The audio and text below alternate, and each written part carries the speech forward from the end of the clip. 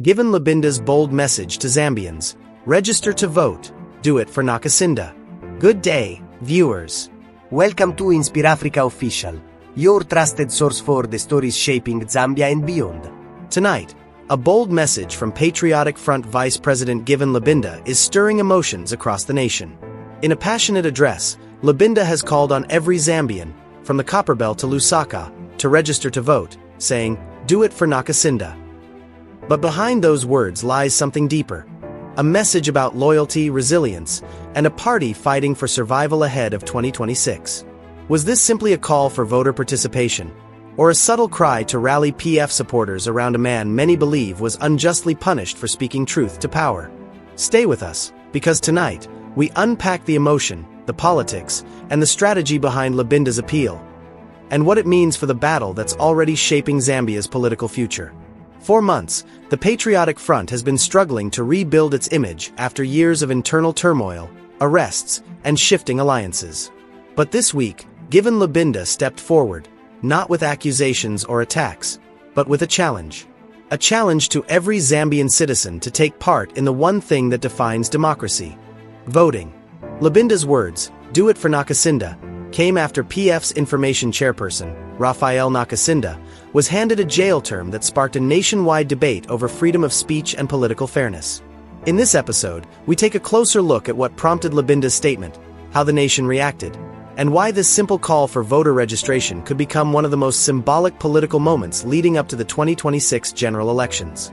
Join us as we break down the real meaning behind Lubinda's message, how it connects to Raphael Nakacinda's legal battles, and what it signals about PF's strategy and legacy after Edgar Lungu. Don't forget to subscribe, like, and turn on notification. I hope your day has been calm, because tonight's story is anything but calm, quiet, or ordinary.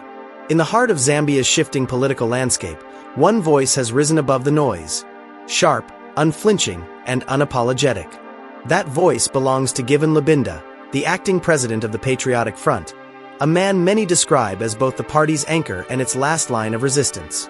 This week, in a move that caught even his closest observers off guard, Lubinda stepped up to the microphones in Lusaka and unleashed a message that shook the nation's political pulse. Register to vote. Do it for Nakacinda. Simple words, yet loaded with emotion, defiance, and perhaps, rebellion.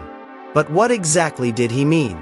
Why invoke the name Raphael Nakacinda, a man recently convicted and sent to prison for allegedly defaming the sitting president?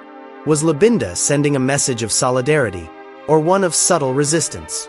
Could this be a rallying cry to resurrect the PF's fading unity, or a daring challenge to the current establishment?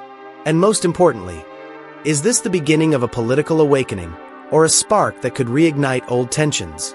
As Zambia inches closer to another election cycle, every word, every gesture, every phrase now carries the weight of consequence. Was this statement a calculated move from a master strategist, or the spontaneous roar of a wounded party fighting for survival?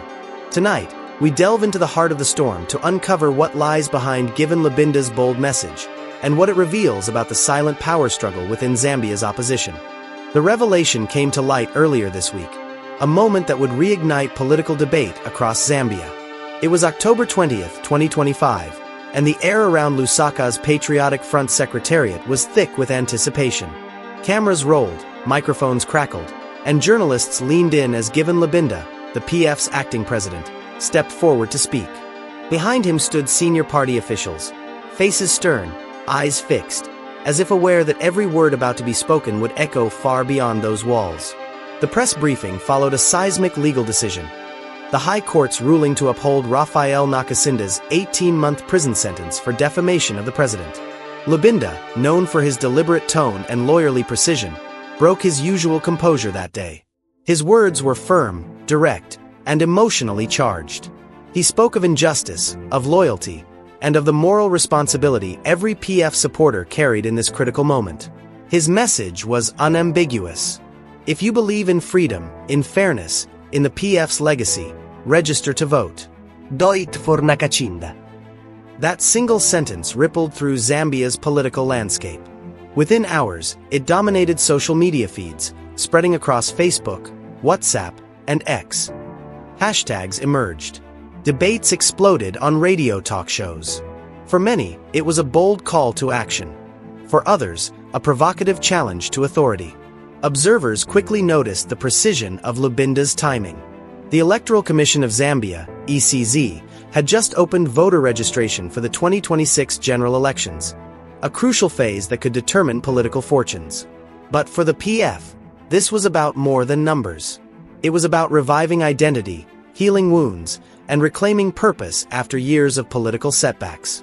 To understand the weight of Lubinda's statement, one must look back to Raphael Nakacinda's own journey, from party spokesman to political prisoner, and now to the symbol of a movement reborn.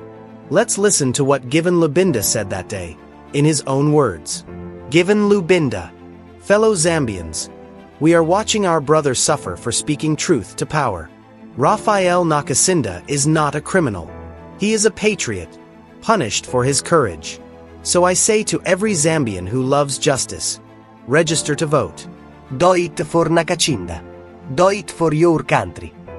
His tone was firm, his hands steady, but there was something raw in his delivery, a restrained anger beneath the calm. A journalist from ZNBC raised her hand. Journalist.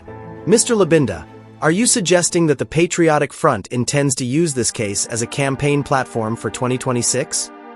Lubinda paused. He looked up, meeting the gaze of the crowded room before answering slowly. Lubinda. I'm suggesting that injustice must never silence a nation. And if that means standing in solidarity with those who've been wronged, then yes, let the ballot speak where the courts have failed. Reporters exchanged glances. Some whispered. Phones were lifted to record the moment as Lubinda went on. Lubinda. This is not just about Nakacinda. It's about every citizen who feels intimidated for expressing an opinion. If we don't stand now, we'll regret later. So, register. Don't wait. Within minutes, the clip was everywhere, replayed, reshared, and dissected across Zambia. On X, the hashtag cancelletto Do It For Nakacinda trended by evening. A PF supporter wrote, "They jailed one voice, but awakened thousands." While a UPND sympathizer replied sharply, Lubinda is exploiting Nakacinda's conviction to play victim politics. Let the law take its course. The battle for public opinion had begun. Beneath the surface, Given Lubinda's words carried implications far deeper than a simple voter registration appeal. To many, it was not just a political statement. It was a coded message, a rallying cry that reawakened the Patriotic Front's emotional base at a time when the party desperately needed unity.